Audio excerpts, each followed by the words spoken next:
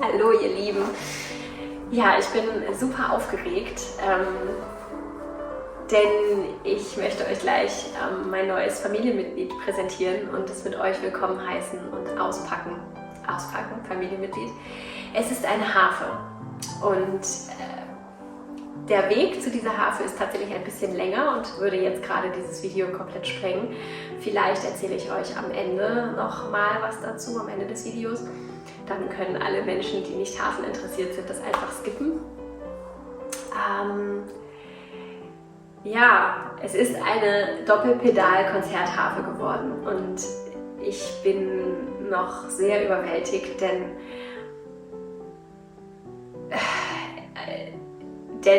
ich hätte nicht gedacht, dass ich so eine Harfe mal spielen oder gar besitzen würde. Denn so gut spiele ich ja gar nicht und so lange spiele ich auch noch gar nicht. Und die Dinger sind unfassbar teuer. Unfassbar teuer und kommen überhaupt nicht in Frage. Überhaupt nicht. Ich kann, also das ist finanziell einfach überhaupt nicht machbar. Und selbst wenn es machbar wäre, dann muss ich auch sagen, ja, es ist ein Instrument. Ich würde wahrscheinlich das Geld dann dafür nicht ausgeben. Ich würde es nicht übers Herz bringen. Es ist einfach unglaublich viel Geld. Nun hat diese Harfe aber eine sehr bewegte Vergangenheit hinter sich und war früher mal eine Konzertharfe in einem Theater und hat darum auch viele Schönheitsmängel. Also sie ist an vielen Stellen gerissen, gebrochen, abgeschabt, angedellt. Und das mögen tatsächlich viele Menschen, die sich eine Harfe kaufen, nicht. Und mich stört es aber gar nicht. Ganz im Gegenteil, es ist wie die Narben, die wir Menschen tragen. Es zeugt von einer sehr lebendigen Vergangenheit, von einem reichen Leben, von sehr viel Erfahrung und Tiefe. Und ich finde gerade das sehr charmant, denn die Harfe ist trotzdem funktional, vollkommen in Ordnung. Das ist natürlich schon wichtig, aber das ist sie auch. Und ich finde diese vielen Narben, die diese Harfe hat, gerade so charmant. Sie ist so richtig beseelt. Sie hat mit ihrer Orchestervergangenheit, ist sie richtig tief eingespielt worden, hat eine eigene Seele bekommen und es ist einfach unbeschreiblich. Gerade auch dieses Instrument, dieses ganz besonders. Und ja, ich hätte euch sehr, sehr gerne mitgenommen zum Probespielen und zum ersten Kontakt, als ich da um die Ecke geschaut habe und sie da habe stehen sehen. Super gerne, aber die Menschen, die dort die Harfe vorher besessen haben, jetzt waren da nicht so. Die sind da nicht so hier so mit diesen Online-Dingen und Videos und das ist nicht so ihrs. Und sie hätten sich damit sehr unwohl gefühlt und es hätte die ganze Geschichte irgendwie sehr unharmonisch und unrund gemacht und das wollte ich nicht. Mir ist es immer sehr wichtig, dass die Menschen sich in meinem Umfeld wohlfühlen und da müssen dann meine Videos leider zurückstecken. Weswegen hier auch immer so der Radius dessen, was ich euch zeigen kann, auch irgendwie ganz gut begrenzt ist, um da die Privatsphäre der anderen zu schützen.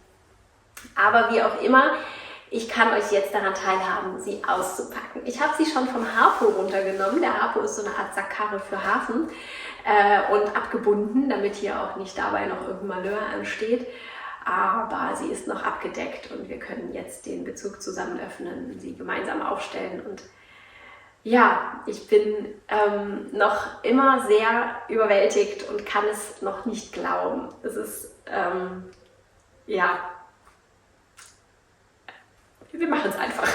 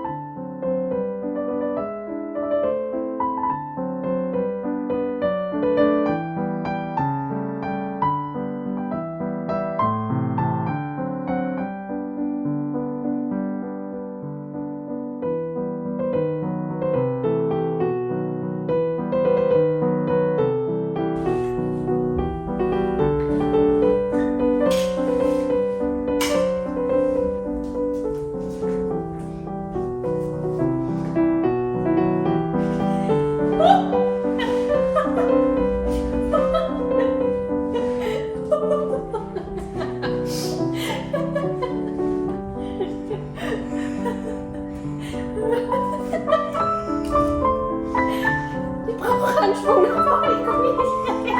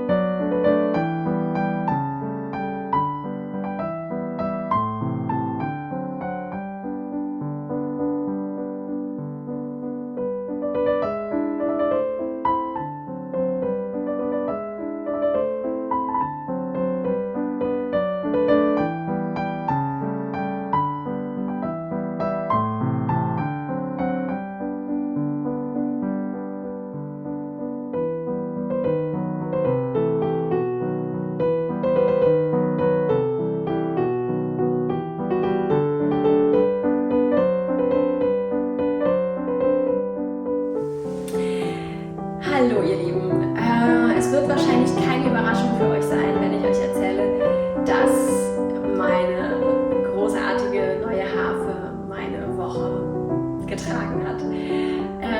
Wie könnte es anders sein? Und ich hatte erzählt, ich hatte angekündigt, dass ich euch ein bisschen was erzählen kann darüber, wie diese Harfe zu mir gefunden hat und warum das für mich auf eine Art auch irgendwie sehr verwirrend ist und überwältigender, als es ohnehin schon ist und wäre. Ihr wisst ja, dass ich einen anderen Weg gehe, meine Instrumente zu lernen und zu spielen. Den klassischen Weg, einmal in der Woche Unterricht und dann bekommt man Übungen und Aufgaben und dann macht man das und so. Den Weg gehe ich gar nicht. Und ich halte auch nur bedingt viel von dem Weg. Ich möchte nicht sagen, dass er falsch ist und dass man das nicht machen soll, aber nicht immer und für jeden ist das passend. Für mich passt es nicht. Und mein ganz spezieller Weg ist aber auch davon gekennzeichnet, dass es keine klassische Bewertung und Einordnung gibt. Es ist nicht so einfach zu sagen, wo stehe ich schon. Ich bin definitiv kein Anfänger mehr, aber auch ganz klar auf keinen Fall ein Profi oder Experte. Und wo dazwischen ist mir persönlich eigentlich ziemlich egal, denn das ist genau das Gute daran, aus diesem Bewertungssystem zu fallen, sich selbst nicht immer zu bewerten und unter Umständen niederzumachen, Leistungsdruck aufzubauen, irgendwelche Ziele zu sehen, die man stetig erreichen muss. Denn dann ist das Instrumentspielen, das Harfespielen keine Freizeitbeschäftigung mehr, nichts, wo ich entspannen und runterkommen kann. Dann ist es etwas, wo ich vielleicht Erfolgserlebnisse immer mal wieder habe. Und das schüttet ja auch Hormone aus, die sich gut anfühlen, aber im Großen und Ganzen ist das dann auch schon ein Stressfaktor im Leben. Das knüpft so ein bisschen an das Video letzte Woche, als es um Freizeit ging. Und damit bin ich sehr glücklich und sehr fein und ich lebe dieses Harfe-Thema so, dass es mir dient, dass es mir gut tut. Ausschließlich, nichts anderes. Und damit bin ich sehr glücklich. Und trotzdem mache ich Fortschritte und wachse an der Harfe und werde besser. Verrückterweise, auch wenn es immer heißt, ohne Ziele und ohne so etwas geht es nicht. Doch, es geht. Und dadurch, dass ich mich aber nicht so richtig einkategorisieren kann, ist es dann doch irgendwie schwierig für sich herauszufinden, ob man nun so gut spielt, dass man eine Doppelpedal-Konzertharfe braucht oder dass es das rechtfertigen würde. Das tut es nämlich in meinem Fall, möchte ich erstmal so behaupten, irgendwie eben noch nicht. Aber an die Zukunft denkend ist es schon sinnvoll, eine Pedalharfe zu haben. Denn für alle Nicht-Harfen-Kenner unter euch, mit Hakenharfen kann man Tonartwechsel nicht gut durchführen. Innerhalb eines Liedesstückes kann man dann die Klappen verstellen und dann einzelne Töne verändern. Aber eigentlich hat man ja beide Hände eben an der Harfe, an den Saiten. Und wenn man dann währenddessen nochmal eine Klappe verstellen muss, kann das schon mal stressig sein und das hat irgendwo auch dann seine Grenze. Und mit Doppelpedalharfen kann man einfach alles spielen. Man ist total frei. Und das ist Freiheit, etwas, das ich sehr schätze und mir sehr wichtig ist. Ich bin tatsächlich immer schon mal wieder auf Stücke gestoßen oder Lieder gestoßen, die ich bald mal spielen möchte, wo es dann schon Tonartwechsel gibt. Ist noch nicht so mein täglich Brot, aber ich merke, dass ich in diese Richtung komme. Und das ging relativ schnell. Ich spiele ja noch gar nicht so lange Harfe. Insofern ist es sicherlich für die Zukunft gedacht schon gut. Und meine Hakenharfe hat einen Defekt und muss repariert bzw. ausgetauscht werden. Und die hat so ein bisschen angestoßen, mich überhaupt damit zu beschäftigen, wo soll es für mich hafentechnisch hingehen. Und dann hat mich diese Konzertharfe gefunden. Sie hat mich gefunden. Ich habe nicht nach einer Konzertharfe gesucht. Und es war wunderschön, dort zu sein und diese Menschen kennenzulernen, denn sie sind mir direkt ins Herz gegangen. Es war so eine wunderschöne Verbindung. Es passte so, so, so gut. Ich hätte mir keine besseren Vorbesitzer vorstellen und wünschen können. Es war auch außerhalb des Hafenlebens einfach so absolut stimmig. Und das gleiche Feedback habe ich von denen auch bekommen, dass sie so glücklich sind, dass ich diese Harfe habe und dass es so gepasst hat und sie haben sich sehr wohl mit mir gefühlt. Und das trägt mich noch immer, dieses wunderschöne Erlebnis und dieser ganz tolle Kontakt, der immer noch anhält. Also ist es für mich eher so ein Annehmen, was das Leben mir schenkt. Genauso, dass alles für mich passt. Die Harfe mit den Schönheitsfehlern, sie klingt bombastisch, sie spielt sich so gut. Die Saiten sind Darmsaiten, das ist viel weicher irgendwie und es spielt sich einfach gigantisch. Und der Kontakt mit diesen Menschen, es war einfach so absolut stimmig, dass es mich auch wieder stärkt, dem Fluss zu vertrauen und dem Leben zu vertrauen und sich nicht immer gegen alles zu sperren und mit dem Verstand zu hinterfragen und zu bewerten.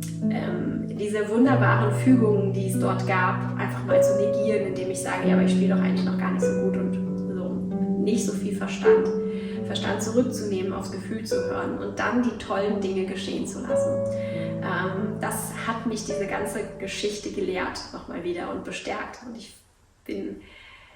mein Herz ist sehr erfüllt mit Freude und Dankbarkeit und Liebe. Nicht nur wegen dieser tollen Harfe und nicht nur wegen den wunderbaren Menschen und diesem tollen Erlebnis, sondern auch mein Vertrauen wieder ein Stück zurückgewonnen zu haben und mich darin wieder bestätigt zu sehen, auf diesem vertrauensvollen Weg zu sein, mich wieder zu ihm zurückzubegeben. Denn früher war ich sehr auf diesem vertrauensvollen Weg. Und dann hat es irgendwann ein bisschen abgenommen, weil ich irgendwie versucht habe, mich anzupassen. Naja, wie auch immer. Das hat meine letzte Woche nicht nur erhellt, hat es zum weißen Strahlen gebracht. Ja, ich würde super gern hören, was deine Woche schön gemacht hat. Und es kann auch eine Kleinigkeit sein, das muss nicht gleich so ein Riesending sein wie bei mir. Es kann auch ein schöner Moment mit einer guten Tasse Tee sein, davon hatte ich auch einige. Oder ja, Zeit für dich oder eine gute Speise oder ein gutes Gespräch. Es müssen nicht immer diese großen Dinge sein. Aber ich würde mich freuen, wenn du es mit mir teilen magst und es unten in die Kommentare schreibst. Wie immer, eine direkte private Nachricht geht auch. Ich weiß, das nutzt ihr immer alle sehr gerne und das macht das auch wirklich sehr gerne weiter. Aber wer sich traut, schreibt es doch gerne hier unten in die Kommentare. Ich wünsche euch jetzt eine ganz, ganz tolle Woche. Findet euer Strahlen, findet die schönen Momente im Leben, denn die gibt es. Und vertraut auf euer Bauchgefühl. Das ist so viel weiser als unser Verstand. Also, macht es gut, bis nächste Woche. Tschüss!